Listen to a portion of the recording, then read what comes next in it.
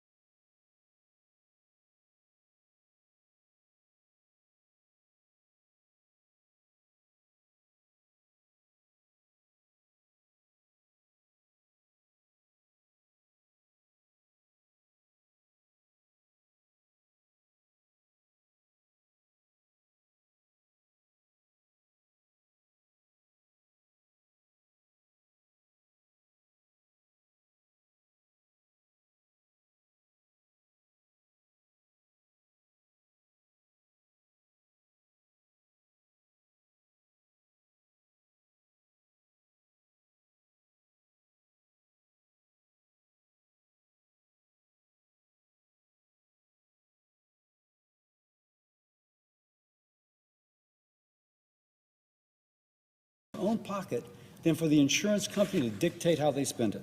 So here's the choice before us. In conclusion, we can keep paying insurance companies to paper over the higher cost behind confusing bills in a system which actually raises the cost for some, or we can give Americans the tools, we can trust our fellow Americans to pay for their care directly at fair prices with transparency.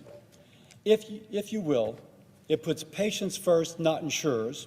It encourages competition. It rewards smart choices. And it begins to make health care truly affordable, not by inflating subsidies, but by unleashing the power of the consumer. Let's stop writing blank checks to insurance companies. Let's invest in our fellow Americans. I say this, we have to first open the government. This takes writing some legislation. We have to open the government.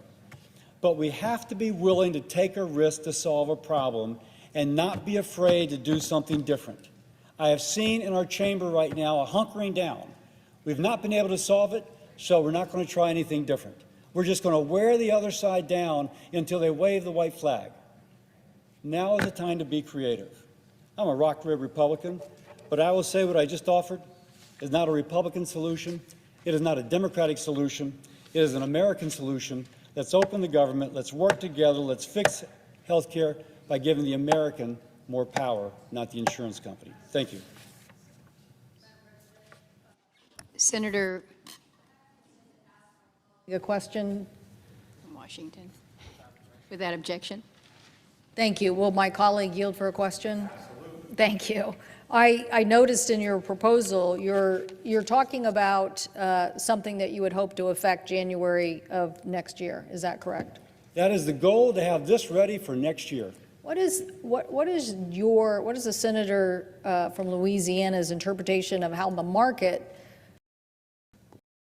controls the? You're trying to create a market mechanism where you're giving the consumer the same amount of money you would give them in the tax credits to make the insurance more affordable only through a health savings account. But how do you know once you gave that in the health savings account, the market is going to not still have an increase above that amount? So how do you think this affects the market? Wonderful question. First, this is a flexible savings account, not a health savings account. There is a legal distinction. I want to make that. When the enhanced premium tax credits are not renewed, we know the insurance companies have already set up their rates. And so the consumer, our fellow American, will be choosing from the offerings that have been made by the insurance company for them to choose from. The difference would be, and they will see, by the way, that the policy for someone at 400% of federal poverty level costs about $2,500 more a year than it otherwise would have with the enhanced premium tax credit. This will be supplemental. We would say to that individual, you're at 400% of federal poverty level. Your policy is $2,500 more a year. You will get a flexible spending account pre-funded to help offset the cost of this.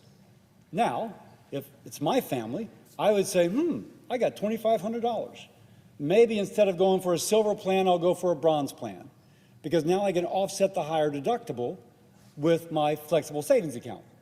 and because I'm going for a bronze plan, my premium will be lower. But that's trusting the American people. We are plugging into the current insurance market. We're actually not changing at all how it functions. Would yield for another question. I'm assuming that you think affordability is the key. I certainly think affordability is the key. Nobody wants to subsidize expensive health insurance. We want to create market mechanisms to drive down the cost of health insurance, not just spend money to buy expensive insurance, whether you buy it through the tax credit or buy it through a health savings account. We want to create those mechanisms. So again, all of this is going to take place in November and December, right now and December. So somehow you would make some calculation in January about what would go into a savings account, or you're thinking of a flat number? That's a wonderful question. No. If somebody, the federal government knows, or put it this way, many states have calculated what would be the insurance rate with an enhanced premium tax credit, and what will the insurance rate be without the enhanced premium tax credit. It has been calculated for our fellow Americans what the value of an enhanced premium tax credit would be if they signed up for a certain policy in their state, given their age and their health condition. They know that. The question is whether they get the credit or not. Well, they're not going to get it, so the policy is going to be higher.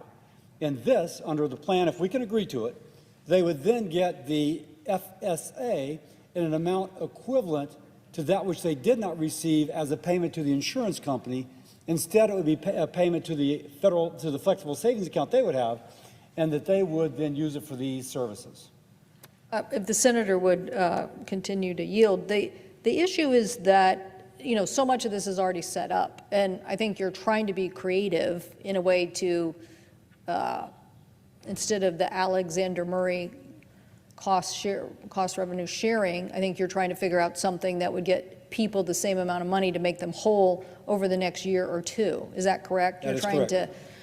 So I would say what we're trying to do is make people, as the market is out there, whole over the next year or two. That's exactly what we're trying to do. We're happy to debate how we make health insurance more affordable after that. That has been a goal of our side of the aisle for decades. We want to make it more affordable. Now, we all get to be measured about how successful we've been on that, but I think that we're going to continue to strive to make it more affordable, and really are proud that we drove down the uninsured rate with the Affordable Care Act, because we covered more people, thereby lowering costs because not having so much uncompensated care.